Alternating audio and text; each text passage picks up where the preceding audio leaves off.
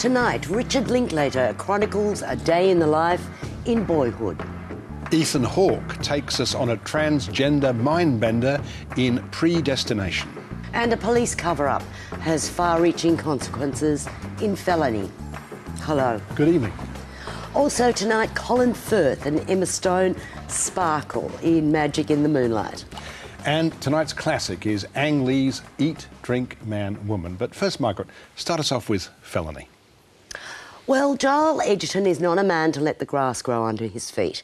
His acting career has encompassed homegrown and international films, both short and features, television, and his writing and producing have demonstrated a man who's not content to let others have total say over his career.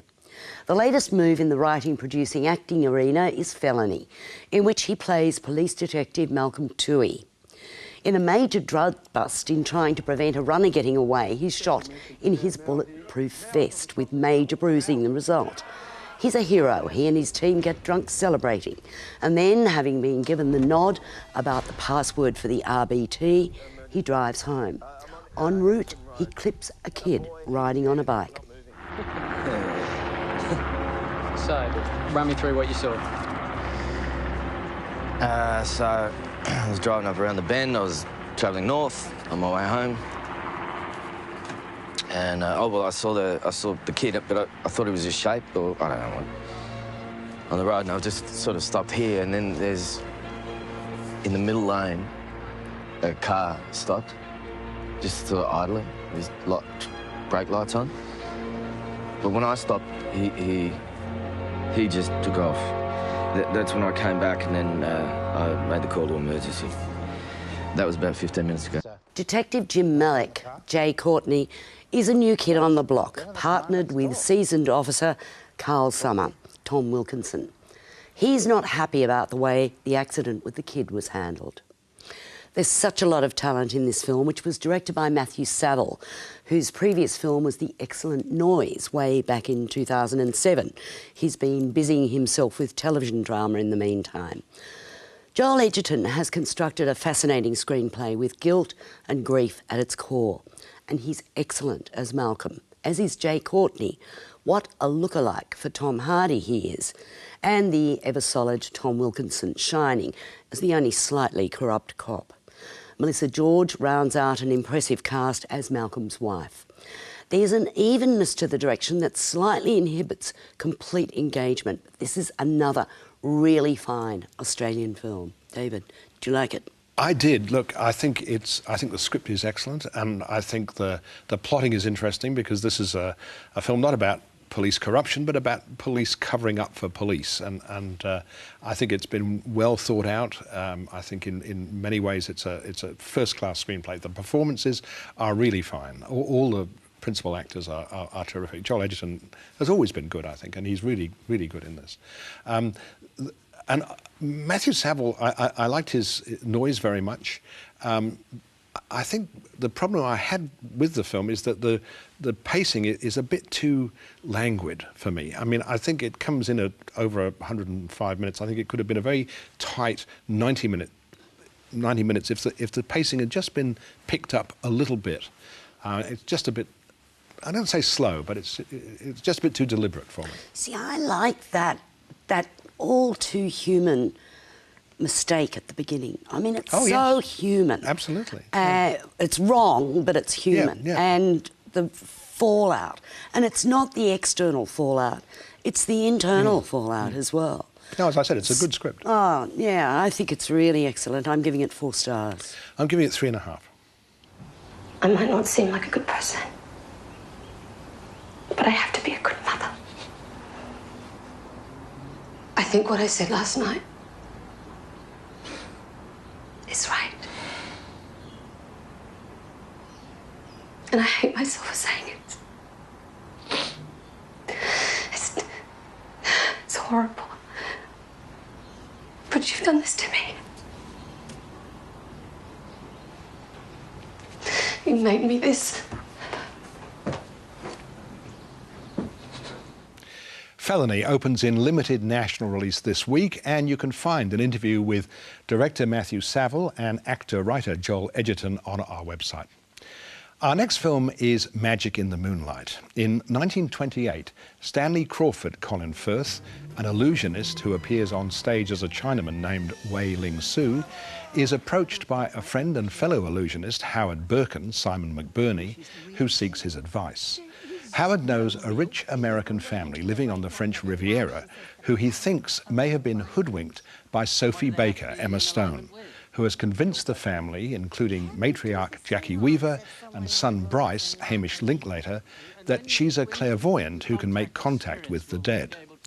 Confident that he will have no difficulty exposing yet another charlatan, Stanley farewells Olivia, Catherine McCormack, his fiancée, and heads for France. But exposing Sophie proves more difficult than he imagined. Give us a sign. Harry.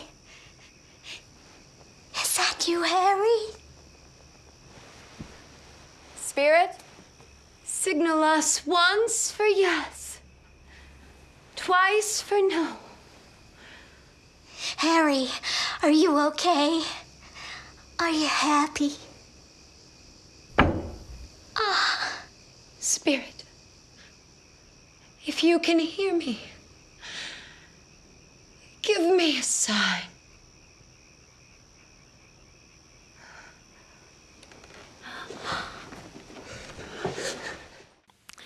Woody Allen has come up with another excellent film following Blue Jasmine, and this time the influence seems to be Pygmalion, or My Fair Lady, with Colin Firth's smugly arrogant Stanley finding himself charmed by the young woman he had assumed was a fake and therefore beneath him.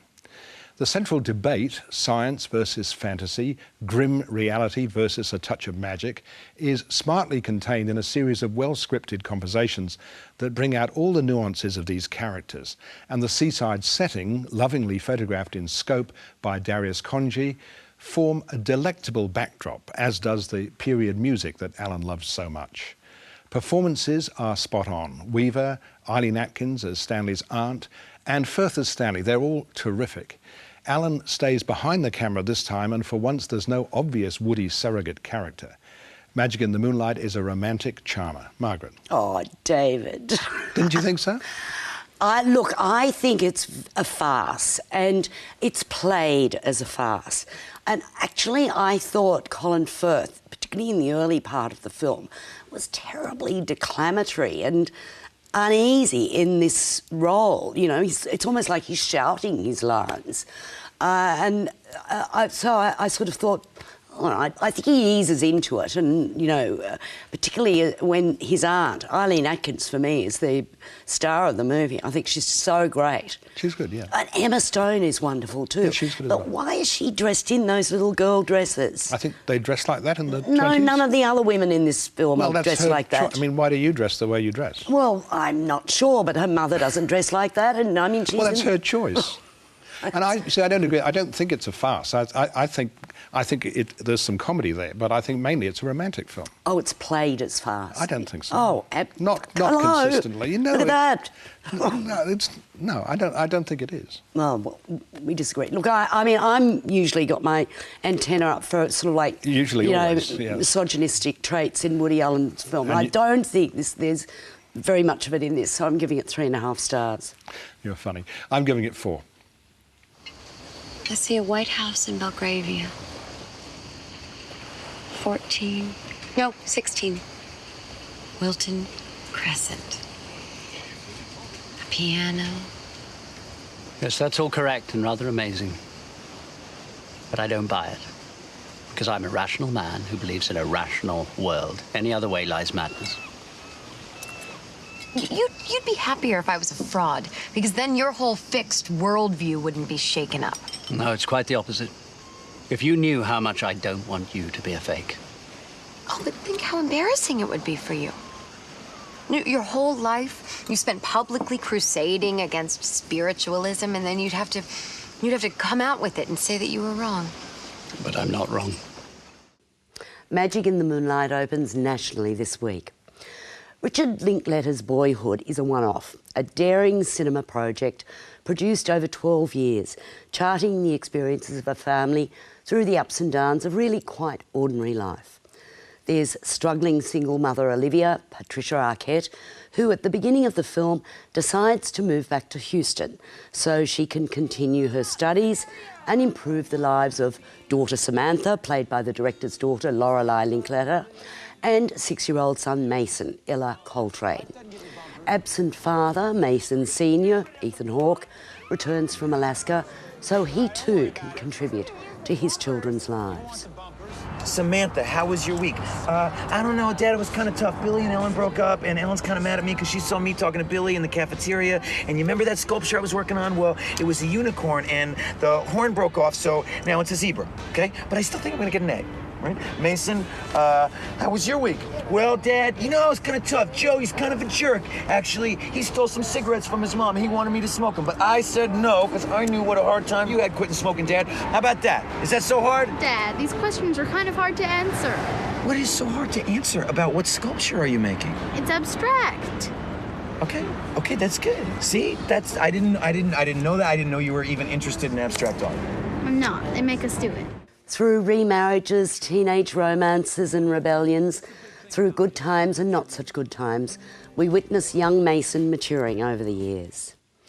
This was such a bold project, taking this long-term view of a cinematic event, risking commitment of key cast, but they all hung in there for him, filming for 3 to 4 days each year. What is mesmerising about the film is that it isn't a documentary like Michael Apted's Up series. It's a narrative film written by the director feeling his way as his cast aged and moved into different phases of their lives. It's an extraordinary achievement marked by simply wonderful performances. Patricia Arquette, stunning. Ethan Hawke, who's worked with Linkletter many times over the years, is wonderful. And so is Lorelei Linkletter. Key to the film is young Ella Coltrane, who is so touching as a boy when we first meet him and so changed by the time he heads off to college at 18. The elision from one time to another is subtle and seamless. It's just a fabulous movie experience. It is indeed. And as you say, I mean, I can't really add very much to what you've said because you've said it all. It is an extraordinary concept to film this story over 12 years, and we watch not just Mason, but his sister and his parents grow and change, and during that 12-year period. I mean, 12 years is a hell of a long time. Yeah, but imagine a film company being willing to finance it. Well, I imagine there was a sort of independent, it was a pretty independent company, but I mean, it's... But at the same time, I mean, OK, I'll invest in this film and I don't really know that you're going to come up with anything at the end because there are too many variable factors in that time. Anything could have happened. And the result is it's a wonderful story. I mean, it's a sad story in many ways, as you see the ups and downs, especially of the Patricia Arquette character, the mother, because she makes such bad decisions in her choice of men. Oh, that's what we women do. Same mistake over and over Look, again. everybody makes mistakes. But it's just a wonderful experience, and I think he's a very good director. I think he's wonderful imagination to even think of this in the first place. I'm giving it 4.5 stars. I'm giving it 4. Goodbye, yard. Goodbye, crepe myrtle. Goodbye, mailbox. Goodbye, box of stuff Mommy won't let us take with us, but we don't want to throw away. Goodbye, house. I'll never like Mommy as much for making us move. Samantha, why don't you say goodbye to that little horse shit attitude, okay? Because we're not taking that in the car. Goodbye, old lady. Listens to rock music and rides a motorcycle. Boyhood opens around the country next week, and you can find an interview with producer Kathleen Sutherland and actor Ella Coltrane on our website. Now to Predestination. New York in the 1970s. A federal agent, Ethan Hawke, is attempting to defuse a bomb, the work of a terrorist known as the Fizzle Bomber, when there's an explosion and he's badly burnt. After his recovery, we see him working as a bartender and starting a conversation with a strange and androgynous man, Sarah Snook, who tells him a mysterious story of intrigue, sexual identity, and manipulation. There's one thing this job has taught me, is that truth is stranger than fiction. I've heard some incredible shit. Nothing astonishes me anymore. You don't know what incredible means. Yeah, well, try me. Here you go, I got that.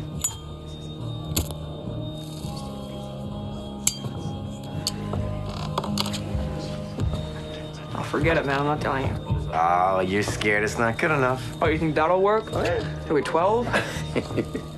Come on. Bet you the rest of that bottle I got the best story you ever heard. The third feature by Australia's Spearig brothers, Peter and Michael, identical twins, confirms their talent. Taking a short story, All You Zombies, by Robert A. Heinlein, written in 1960, they've created a genuinely original, staggeringly clever and tremendously entertaining thriller. Photographed superbly by Ben Knott, the film has all the trappings of film noir in its mysterious and wonderfully tricky narrative, and the performances are beyond praise. Noah Taylor as a government recruiter, Ethan Hawke as the agent, and above all Sarah Snook, who's quite amazing as Jane. My only criticism, I wish this Australian film hadn't found it necessary to Americanise everything. I know an American sale is important, and I know the original story was American, but it would have been great if the drama had been relocated here and the film set here, as well as being made here. Apart from that, this is essential viewing for fans of high-quality cinema. Margaret. David, you're funny. I didn't mind that it was set in America at all. Okay. Not at all. It's an American story and... Really? Well, the Americans regularly set foreign stories in America. I know, they abrogate everything, but this time it didn't worry me. Look, it's Ethan Hawke week on at the movies. Yeah, you know, here sure he is again. He's fantastic. I think they're amazingly talented. I think Sarah Snook is unbelievably good. She really is. I mean, she's going to get a major career out of this film. I hope so. Or, yeah. You know, she's sort of like an actress. Yeah. You know, not suitable for children. I thought she leapt out of the screen then. This is a sort of film that immediately when I came out of it, I wanted to go back in because I wanted to make sure all the pieces fitted together. Now, the Spearig brothers say that all the pieces do fit together, but I want to see it for myself. I'm sure they do, and I had the same feeling. I mean, I absolutely love this film, but my immediate reaction was, I can't wait to see it again. It's sort of like mesmerising while you're watching it, but you want to know that it all comes together, and I still don't know what it's about. I mean, I don't know, really, how it all resolves. I'm really curious. Well, you better see it again then. I'm going to see it again. I can't wait. I'm giving it 4 stars. I'm giving it 4.5. In order to protect our nation's citizens, it's important we keep certain government operations confidential. Wouldn't you agree? Yes, sir. I work for an organization whose primary purpose is not space travel. It's reshaping wrongdoings. We use Space Corp, among others, as a means of finding people who are special. They're what you might call a recruitment agency. I don't understand. A recruitment agency for what? The original short story by Robert A. Heinlein was written in the late 50s, and Peter gave me that short story and said, "You've got to read this short story." And I think I had to read it 3 times before I fully understood what it was. And maybe it is that there's so many layers to this story. I think there's a level of complexity to it that may require a second viewing to fully grasp everything. Please raise your right hand. Do you solemnly swear to uphold the rules and regulations set forth by TBR Code 7286? I do. Do you accept that any diversion from your mission parameters will result in the immediate court-martial, and if convicted, death by lethal injection? I do. Thank you, sir. How difficult was it getting a screenplay out of that? It's complicated, and what we made sure of is that we kept the strong foundation of the Heinlein short story because it's so solid as a piece of work. We almost translated it pretty close to the short story, and then we added things that we felt were important, like characters and the complexity of certain characters. We added a thriller element. We wanted to just expand it out and really flesh out those character ideas and complex time travel story ideas. Please take your glasses off.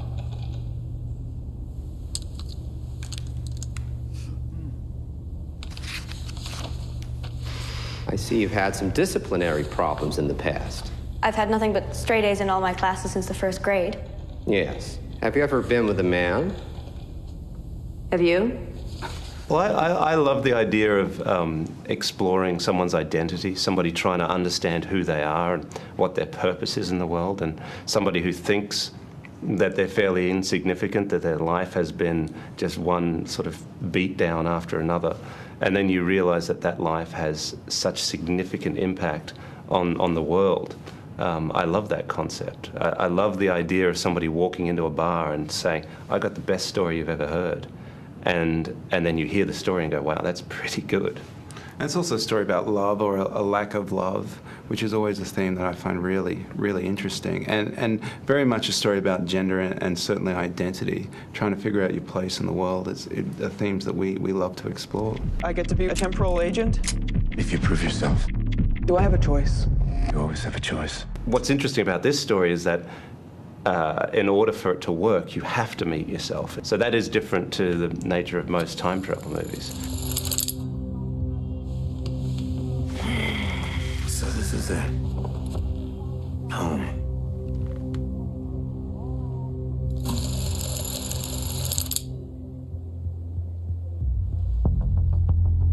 We got very specific about the looks for each period because there is so much time jumping. We wanted the audience to easily recognize where they are. And you know, with the 40s, I mean, the 40s is sort of a mash of all the eras before. But what we made sure we did is we got very specifically, iconically 40s. And same when we got into the 70s, we made sure they were clearly defined periods. And and also in color palettes and all that, we very clearly defined the palette of each decade. And I think that really helps the audience kind of figure out where they are time-wise. Oh, it was great catching up with Michael and Peter Spheric to talk about Predestination, which needs talking about, and which opens nationally this week. Now, I've said it before in choosing a classic, Ang Lee is one of the most significant directors of his generation. He's explored many cultures, many eras, many genres. But actually, he began by exploring his own Chinese culture, which is why I think Eat, Drink, Man, Woman from 1994 is a classic piece of cinema. The title refers to the Confucian reference to human desires and needs. Eat, drink, man, woman. It's about a retired celebrated chef in Taipei, Shu, Si Hung Lung. The opening title sequence of him preparing the Sunday dinner for his family of 3 daughters is mesmerising, mouth-watering. The oldest daughter, Jiazhen Kwame Yang, has embraced Christianity and sees it her duty to stay with her father for the rest of her life. The youngest, Jianing Yuwen Wang, is a student wrestling with conflicting loyalties to potential boyfriends and best friends. But really, for me at least, the main thrust of the story concerns super successful middle daughter Jia Xian, the very beautiful Xian Lian Wu, who actually wanted to be a chef like her father and had the talent, but who was pushed into a career in business. There's a bit of a standoff between this particular daughter and her father, as discussed between Shu and his old mate Wen. 家倩那个脾气，从小就把他没辙，想想真气人呐！嗨呀，这孩子又不是从石头缝里蹦出来的，家倩的个性正好遗传到父母的各一半，倔强、任性，像他妈，挑剔，要摆个臭架子，就像你。Co-written and associate produced by James Seamus, Ang Lee's colleague through many films, this one looks at the cross-cultural clash of values between tradition, the food Shu cooks is traditional Chinese, which he maintains is being diluted over time, and change, the conversion of one daughter to Christianity, another daughter to corporate business, which may take her away from her homeland, to the changing sexual mores of this city, Taipei, this country, in rapid development and exposure to Western values. Performances are beautiful. It looks wonderful. Lin Zhong was the cinematographer. But you know, you respond to movies that touch something personal in you. And that desire of the middle daughter for recognition by her father is the emotional core that makes me weep with it. David. Ang Lee is a remarkable filmmaker, I think, and this was his 3rd film, and who would have guessed that his next film after this would be Sense and Sensibility, or that he would go on and make films like Brokeback Mountain. or Life of Pi. Hulk. Hulk, yeah. Well, Hulk's something of an exception, I guess, in his career. But, I mean, he's always been able so successfully to tap into to deep and profound emotions. And he does it here, and he does it in many of his other films, maybe not Hulk. But he's such a consummate filmmaker. And this film came out, as you say, in 1994, at a time when Taiwanese cinema was on something of a roll. There were directors like Edward Yang and Ho Xiaoshen making films in Taipei. And there was something of a renaissance of that very specific Taiwanese cinema. And this film was really part of that. But gosh, Ang Lee went on from here. I mean, he's just extraordinary. And I mean, this film is about food and it's about life. And they're all mixed together.